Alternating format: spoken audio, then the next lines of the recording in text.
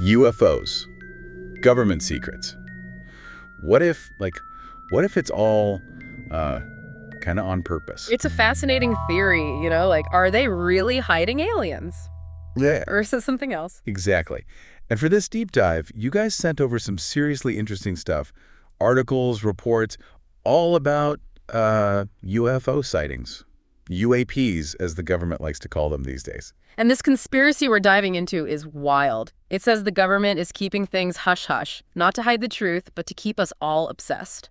So instead of proof of little green men, they're giving us suspense to keep us hooked. Yeah, exactly. But why? Why would they do that? Think about it. Public interest, it's like free publicity. It gets the media buzzing.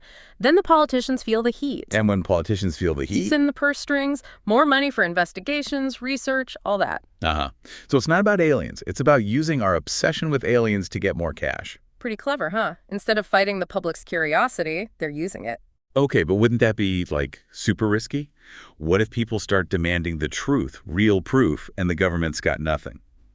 See, that's the catch. The more secretive they act, the more people distrust them, leading to even wilder theories. I can see the logic, I guess. Yeah.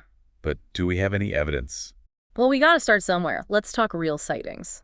There's this CTV News article about UFO sightings in Canada. Even the Canadian government's keeping tabs. Big time. The article says Transport Canada, they've got this whole database. A whole database? How many sightings? About 1,000 a year, the article says. 1,000. Wow, that's a lot. Are they, seriously investigating all of those? Well, here's the thing. NAV Canada, it's a private company that handles air traffic control. They're the ones collecting this data. So, I see something weird in the sky, report it, boom. It ends up in this database. Probably, yeah. But are they actually looking into these reports? That's the interesting part. The article mentions they rarely follow up. Most of the time, these things stay unidentified. So they're collecting data, but not really explaining what people are seeing. Makes you wonder, right? Is this lack of follow-up? Is it intentional? To keep the mystery alive, you mean? Exactly. They keep us guessing, speculating. Okay, so we have a lot of unexplained stuff in Canada. What about the U.S.? They've been doing this UFO thing for ages, haven't they? Oh, yeah. And we've got this massive Pentagon report, a real deep dive. It looks at the government's involvement with UAPs all the way back to, get this, 1945. 1945. Wow, that's right after World War II. Yep. And it mentions all these programs with names that sound straight out of a movie. What were they after with these programs? The report lays it out. Was it a national security threat? Was it some super advanced tech from another country? Or, wait for it, evidence of extraterrestrial tech? So they were considering aliens from the get-go. Seems like it. But the report's also really big on hard evidence. It debunks a lot of the popular theories about cover-ups and recovered alien tech. So, we're looking into it, but don't believe the hype. Exactly. They're acknowledging public interest, but saying, hold your horses, we need real proof. Okay, so lots of unexplained sightings, secretive government programs, and a report that debunks some stuff while leaving other questions unanswered. How does this fit into our conspiracy? Well, the report talks about context, how the context of the times, it influences both the sightings themselves and how interested the public is. Context? Like what? Think Cold War, rapid advancements in technology, even pop culture. It all affects how we view UAPs. So, what we see in the sky is influenced by what's happening on the ground. Absolutely. During the Cold War, everyone was nervous about the Soviets, so anything unusual in the air, people assumed, oh, it's the enemy. And now, with all the talk about drones and fancy tech, maybe that's what people are seeing now. Could be. The report suggests many sightings could be explained as misidentified aircraft, weird weather, even hoaxes. So those flying saucers from the 50s, maybe it was just secret experimental planes the government was testing. It's possible back then they were trying all sorts of crazy flying machines. Makes sense. But would it be smarter for the government to just, clear things up, tell people what they saw? Wouldn't that calm everyone down and stop those crazy theories? You'd think so, right? But remember our conspiracy theory, maybe they like the confusion. Because it keeps people talking, the money flowing, and their programs in the spotlight. Exactly. Interesting. But do we have any real proof they're doing this on purpose? Well, let's look at some examples from the Pentagon report. Maybe there's some clues in there. Okay, I'm all ears. Let's see what we can dig up. Let's start with unauthorized leaks. Classified programs getting out. You mean government secrets getting out and people mistaking them for alien encounters? Right. The report talks about how these leaks, whether they're intentional or accidental, they can really feed the public's imagination. So, not aliens, just secret tech we're not supposed to know about. That's even more interesting, in a way.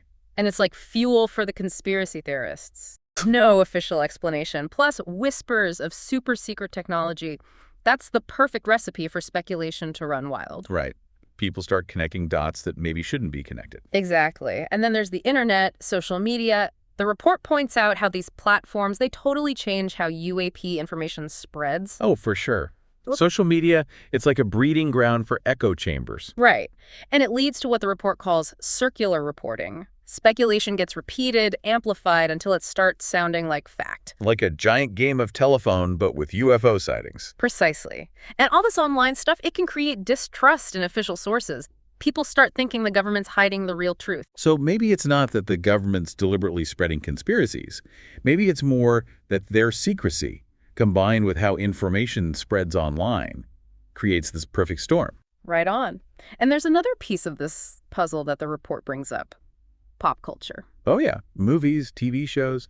Aliens have always been a big thing, haven't they? Absolutely. And the report says that being exposed to all these alien stories, it shapes how we see real-world events. Like, thanks to Hollywood, we're primed to see aliens everywhere. Kind of, yeah. The report argues that these fictional stories, they blur the line between what's real and what's not. It makes us more likely to believe extraordinary claims. So maybe the government doesn't have to actively encourage these theories. Maybe our culture's already done the work for them. It's an interesting dynamic for sure. The report doesn't say the government's using this to their advantage, but it does acknowledge the role pop culture plays. It makes you think, though. If the government really wanted to shut these theories down, they could just be more open, right? That's the big question. The report talks about balance. National security versus the public's right to know. Right, because they can't just declassify everything. Of course not. Sensitive technology, international relations, protecting their sources, it's complicated. But the less they say, the more people assume they're hiding something big. And there's the paradox. Does secrecy help the government? Does it keep the public engaged, the money coming in, their programs shrouded in mystery?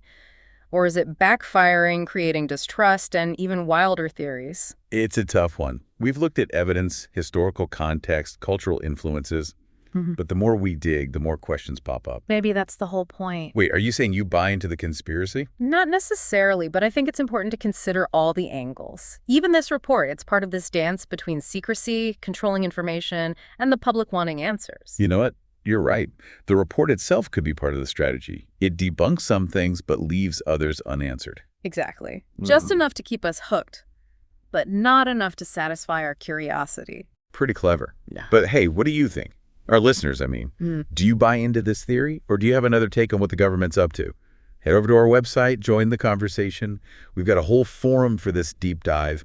Share your thoughts, debate the evidence, maybe even come up with your own theories. The truth is out there.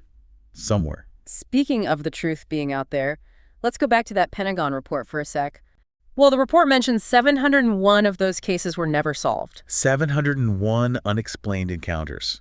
That's a lot. It's like this giant question mark hanging over the whole UFO phenomenon. 701 potential clues. Maybe they hold the key to the mystery, or maybe they just lead us further down the rabbit hole. Maybe the answer to our conspiracy is in those files. Or maybe, just maybe, those 701 cases hold evidence of something truly amazing. Something beyond misidentified planes and Cold War technology. Something that could change how we see the universe. Yeah. And our place in it. Now that's something to think about. Right. And that's where we leave you today, folks. A mountain of information, a good dose of skepticism, and 701 unsolved mysteries to keep you guessing. But the question remains, is the government keeping the mystery of UFOs alive on purpose? We've laid out the evidence, the arguments, and the counterarguments. Now it's up to you to decide. Do you think the government's using our fascination with UFOs to their advantage? Or is there a simpler, more innocent explanation for all this secrecy? We want to hear what you think. Head over to our website, jump into the conversation, share your ideas, debate the evidence, and maybe, just maybe, we can crack this thing wide open together. Until next time, keep those eyes on the sky, keep those questions coming, and keep your mind open. The truth is out there somewhere.